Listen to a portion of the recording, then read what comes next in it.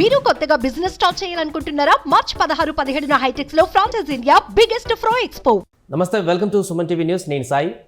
ప్రస్తుతం ఎన్నికల commission schedule విడుదల చేసినటువంటి తర్వాత దేశవ్యాప్తంగా కూడా కోడ్ అమల్లోకి వచ్చింది. దీంతో మోడల్ ఆఫ్ కండక్ట్ కోడ్ అంటే ఏంటనేటువంటి చర్చ కూడా కొనసాగుతున్న సందర్భంలో ఇది ఎలా అమలవుతుంది, దీనికి ఎలాంటి నిబంధనలు ఉంటాయనేటువంటి విషయాన్ని కూడా తెలుసుకునేటువంటి ప్రయత్నం చేద్దాం. మనతో పాటు Suman TV news chief editor Keshav గారు ఉన్నారు. సార్ నమస్తే.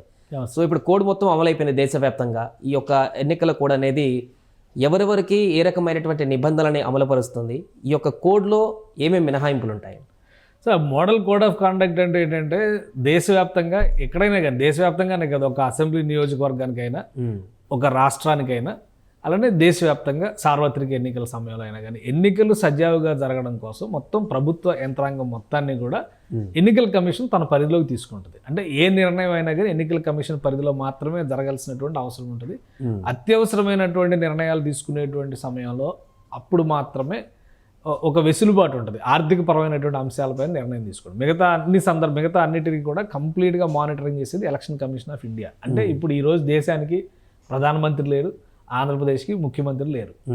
ఆపద్ధర్మ ప్రభుత్వాలుగా చెబుతారు. ప్రభుత్వం కూడా ఉండదు, ఆపద్ధర్మ ముఖ్యమంత్రిగా మాత్రమే చెబుతారు. ఎందుకంటే మినిస్టర్స్ అందరూ కూడా కంప్లీట్గా ఇప్పుడు న్యూట్రలైజ్ అయిపోతారు. అలానే ఎక్కడికక్కడ ఏ అసెంబ్లీ ఎమ్మెల్యే అయినా కానీ ఇప్పుడు అధికారం ఉన్నటువంటి ఎమ్మెల్యే కాదు.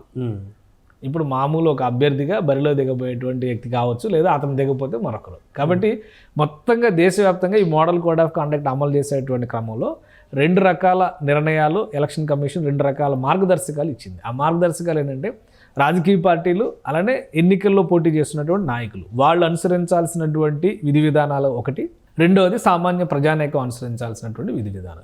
సో మొదటి దానిలో చూస్తే కనుక ఆర్టికల్ 324 ఇచ్చినటువంటి వెసులుబాటు ప్రకారం ఓవరాల్గా దేశంలో ఎక్కడ ఎన్నికలు జరిగినా కానీ ఆ ఎన్నికలకు సంబంధించినటువంటి వ్యవస్థలను ప్రభావితం చేసే విధంగా ఎలాంటి నిర్ణయాలు అప్పుడు అక్కడ ఉన్నటువంటి ఆపద్ధర్మ ప్రభుత్వాలు, ఆపద్ధర్మ పాలకులు తీసుకోవడానికి వీల్లేదు. అందుకే వాళ్ళని ఆపద్ధర్మ ముఖ్యమంత్రి, తాత్కాలిక ముఖ్యమంత్రి అనడానికి కూడా అవకాశం లేనటువంటి పరిస్థితి అనమాట. అంటే అతనికి అసలు అధికారమే ఉండదు అనేటువంటి విషయంలో చాలా క్లియర్గా, ఎందుకంటే కాన్స్టిట్యూషన్ ప్రకారం హెడ్ ఆఫ్ ద ఇన్స్టిట్యూషన్ కంపల్సరీగా ఉండాల్సినటువంటి అవసరం ఉంది. ఆ పరిస్థితులు అందుకనే ఒకవేళ అకస్మాత్తుగా ముఖ్యమంత్రి స్థాయి వ్యక్తి మరణం జరిగితే ఇమీడియట్గా గవర్నర్ యాక్టివేట్ అయ్యి తర్వాత ఎవరున్నారో వాళ్ళ చేత తాత్కాలిక ప్రమాణ స్వీకారమైనా చేయించేటువంటి అవకాశం ఉంటుంది. మనం గతంలో చూసాం. అంటే గుల్జారీలాల్ నందా గారు అని చెప్పని దేశానికి ఆపద్ధర్మ ప్రధానిగా చెప్తారు.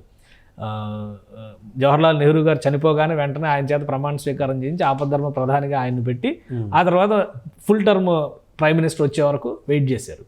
తర్వాత లాల్ బహదూర్ శాస్త్రి గారు చనిపోయినప్పుడు కూడా 2 సార్లు ఆయన ఆపద్ధర్మ ప్రధానిగా ప్రమాణ స్వీకారం చేశారు. అంటే ఆయన ఒక ఎమర్జెన్సీ ప్రైమ్ మినిస్టర్ అనేటువంటి నానుడి చెప్పేవాళ్ళు. సో అదే తరహాలో లాస్ట్ టైం ఎలక్షన్స్ చూస్తే కనుక ఆంధ్రప్రదేశ్లో ముఖ్యమంత్రిగా ఉన్నటువంటి చంద్రబాబు నాయుడు ఏవో కొన్ని నిర్ణయాలు, అప్పుడు జరిగినటువంటి కొన్ని పరిణామాలపైన ప్రెస్ మీట్లో మీడియా మిత్రులు అడిగినటువంటి ప్రశ్నలకి అప్పుడు చీఫ్ సెక్రటరీగా ఉన్న ఎల్వి సుబ్రహ్మణ్యం ఏమన్నారంటే హూ ఈజ్ చీఫ్ మినిస్టర్ అని అడిగారు. అంటే వ్యవస్థలో అసలు చీఫ్ మినిస్టర్ లేరు. ఇప్పుడు ఈరోజు model code of conduct announce చేసినటువంటి తరుణంలో ఆంధ్రప్రదేశ్లో కూడా ఎలక్షన్ కమిషన్ ఆఫ్ ఇండియా, అంటే ఆంధ్రప్రదేశ్లో ఎందుకని పర్టికులర్గా చెప్తున్నాం అంటే అసెంబ్లీ రద్దయింది ఆంధ్రప్రదేశ్లో.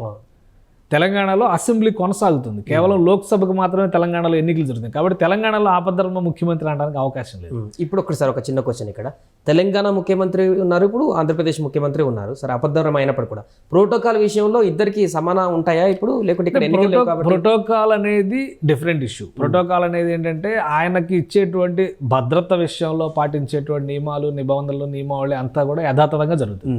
కానీ అధికారికమైనటువంటి నిర్ణయాలు తీసుకోవడంలో కానీ, కార్యకలాపాల్లో పాల్గొనడం కానీ, సెక్రటేరియట్కి వెళ్ళి అధికారులకి ఆదేశాలు జారీ చేయడం కానీ, ఎన్నికల నిర్వహణలో బాధ్యులైనటువంటి కీలకమైన అధికారులతో నేరుగా సంప్రదింపులు జరపడానికి కానీ, వాళ్ళకి ఏదైనా డైరెక్షన్స్ ఇవ్వడానికి కానీ, ఏదైనా అపాయింట్మెంట్లు చేయడానికి కానీ, లేదా బదిలీలు చేయడానికి ఇటువంటి వెసులుబాట్లు ఏవీ ఉండవు.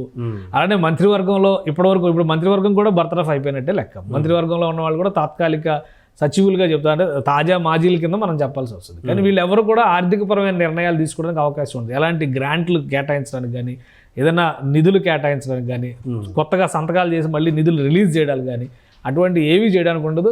కొత్త పథకాల ప్రకటన, కొత్త అంశాల ప్రకటన కూడా చేయడానికి అవకాశం ఉంది. ఒకే ఒకటి దేశవ్యాప్తంగా అమలు చేసేదంటే గ్రామీణ రోజ్గార్ యోజన లాంటి పథకాలు ఏవైతే ఉంటాయో వాటిని మాత్రం కొనసాగించడానికి వెసులుబాటు ఉంటుంది.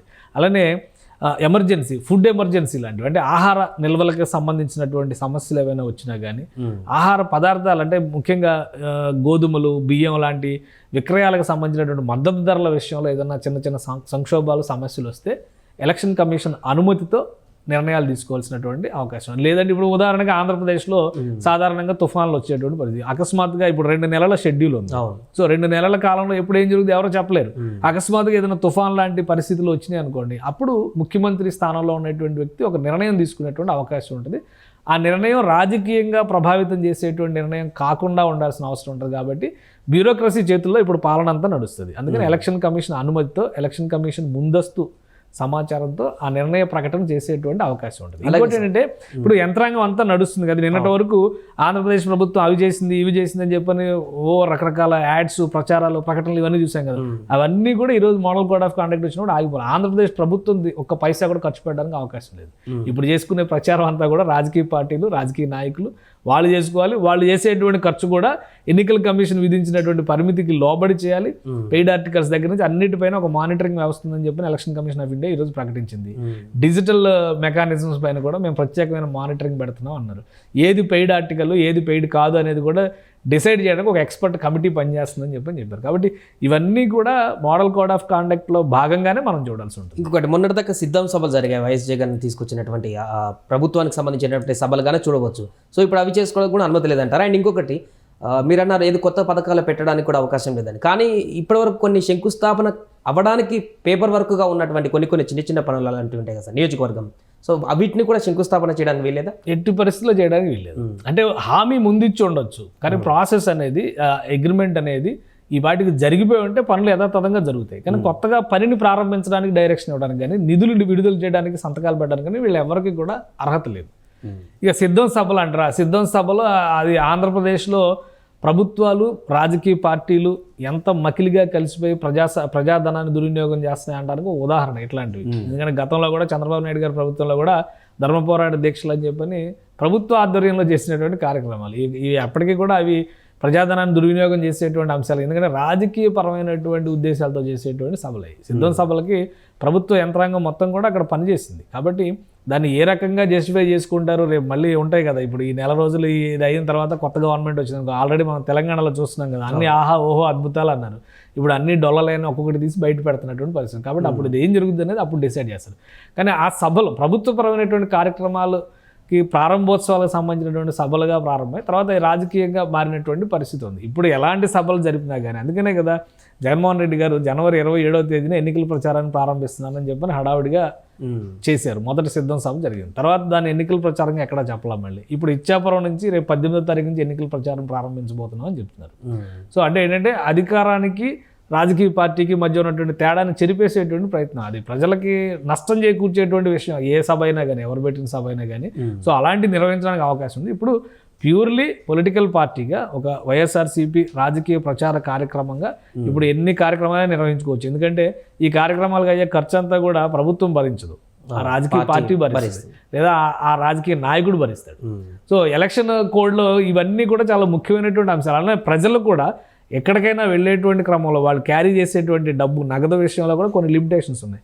50,000కు మించి తీసుకెళ్ళకూడనటువంటి పరిస్థితి ఉంది నగదు. అలానే ఒకవేళ తీసుకెళ్తుంటే కూడా ఆధారాలు చూపించాలి. ఈవెన్ 50,000 పట్టుకెళ్ళినా కానీ ఎక్కడి నుంచి తీసుకొస్తున్నారు, ఎక్కడికి తీసుకెళ్తున్నారు, ఏ పర్పస్తో తీసుకెళ్తున్నారు. సో ఆ క్లారిటీ ఇవ్వాల్సినటువంటి అవసరం ఉంటుంది. అధికారులు, పోలీసులు కానీ తనిఖీల సమయంలో కానీ పట్టుకుంటే ఖచ్చితంగా ఇవన్నీ ఫాలో అవ్వాల్సినటువంటి నిబంధనలు. ఇవన్నీ ఎందుకంటే దేశంలో, ఇది ప్రపంచంలో అతిపెద్ద ప్రజాస్వామ్య వేదిక, ఒక రకంగా అతిపెద్ద ప్రజాస్వామ్య ఉత్సవంగా జరపాలనేటువంటి వాదనను కూడా ఇక్కడ చాలా క్లియర్గా చెప్పినటువంటి పరిస్థితి election commission of India. So 97 కోట్ల మంది ఓటు హక్కును వినియోగించుకుంటున్నారు తొలిసారిగా. సో ఇంత పెద్ద వ్యవస్థని నడిపించేటువంటి క్రమంలో ఖచ్చితంగా కొన్ని నియమ నిబంధనలను గౌరవించాల్సినటువంటి అవసరం ఉంటుంది. ప్రజాస్వామ్యాన్ని పరిరక్షించుకోవాల్సినటువంటి బాధ్యత ప్రతి ఒక్కరి మీద ఉంటుంది. ఈరోజు పర్టికులర్గా చిన్నపిల్లల్ని ఎన్నికల ప్రచారానికి ఉపయోగిస్తే కఠినమైన చర్యలు తీసుకుంటామని ఒక వార్నింగ్ ఇచ్చారు వాళ్ళ ఎలక్షన్ కమిషన్ ఆఫ్ ఇండియా. ఎందుకని అంటే గతంలో కూడా ఉన్నాయి నిబంధనలు, కానీ అంత సీరియస్గా తీసుకోవాలి. కొన్ని చోట్ల ఆ తరహా ప్రచార శైలి జరుగుతుంది కాబట్టి దాని మీద కొన్ని ఫిర్యాదులు వచ్చినాయి కాబట్టి ఇమీడియట్గా వాళ్ళు ఒక అనౌన్స్మెంట్ ఇచ్చారు. సో ఇవన్నీ కూడా జాగ్రత్తలు పాటించాల్సినవి. ఇవి అంతా ఈ కోడ్ ఆఫ్ కాండక్ట్ అంతా కూడా మంచి ఎన్నికలు జరగడానికి, మంచి నాయకులు ఎంచుకోవడానికి, అలానే ప్రజలకి అసౌకర్యం కలగకుండా ఉండే విధంగా ఉంచడం కోసం పెట్టినటువంటి వ్యవస్థలు ఇవి. రాజ్యాంగం ఇచ్చినటువంటి వెసులుబాటు ఇప్పుడు పూర్తిగా దేశంలో పాలన బాధ్యతలు కానీ అదే రోజువారీ వ్యవహారాల నిర్వహణ తీరును కానీ మానిటర్ చేసే వ్యవస్థగా ఎన్నికల కమిషన్ వ్యవహరిస్తుంది. రాష్ట్రాల్లో ఎన్నికల కమిషన్కి సంబంధించినటువంటి విభాగాలు ఉన్నాయి. చీఫ్ ఎలక్టరల్ ఆఫీసర్స్ ఉన్నారు, సిఇఓస్ ఆఫ్ స్టేట్స్. సో వాళ్ళు పర్యవేక్షిస్తారు ఈ క్రమంలో జరిగేటువంటి ప్రక్రియ. అలానే కొత్త ఉద్యోగాల నియామకాలు లాంటివి కూడా ఈ సందర్భంలో ఈ సమయంలో చేయడానికి ఎట్టి పరిస్థితిలో అవకాశం లేదు. సో వీటన్నిటినీ కూడా ఎన్నికల కమిషన్ దృష్టిలో పెట్టుకుని, అందుకని 7 ఫేజులు ఎలక్షన్ చేయడం వల్ల ఇది ఒక సుదీర్ఘమైనటువంటి ప్రాసెస్ అవుతుంది అనేటువంటి విమర్శ ఉంది. అయితే దేశంలో చాలా ప్రాంతాలు, చాలా రకరకాల భౌగోళిక స్వరూపాలు, రకరకాల పరిస్థితులు, సమస్యాత్మకమైనటువంటి ప్రాంతాలు, సరిహద్దుల్లో ఉండేటువంటి సమస్యలు, అలానే నక్సల్స్ ఎఫెక్ట్ ఉండేటువంటి సమస్యలు, ప్రకృతి పరంగా వచ్చేటువంటి సమస్యలు, ముఖ్యంగా ఫెస్టివల్స్. ఇప్పుడు ఈ 2 నెలల ప్రణాళికలో శ్రీరామనవమి వస్తుంది, రంజాన్ వస్తుంది, హోలీ వస్తుంది. ఇవన్నీ ఈ వ్యవహారాలన్నీ ఉన్నాయి. వీటన్నిటిని బ్యాలెన్స్ చేసుకుని ఎన్నికల కమిషన్ నిర్వహించాలి కాబట్టి కొన్ని పద్ధతులు, కొన్ని పరిమితులు విధిస్తూ ఈ మోడల్ కోడ్ ఆఫ్ కాండక్ట్ని అమల్లోకి తీసుకొస్తుంది. Right sir. సో మొత్తానికి ఇది మోడల్ కండక్ట్ ఆఫ్ కోడ్ అంటే దేశవ్యాప్తంగా ఎన్నికలు జరిగేటువంటి ప్రక్రియ నేపథ్యంలో సజావుగా ఎన్నికలు జరగడానికి ఎన్నికల కమిషన్ తీసుకునేటువంటి నిర్ణయం. సుమన్ టీవీలో మీ పర్సనల్ అండ్ బిజినెస్ ప్రమోషన్స్ కోసం కింది నెంబర్కి కాంటాక్ట్ చేయండి.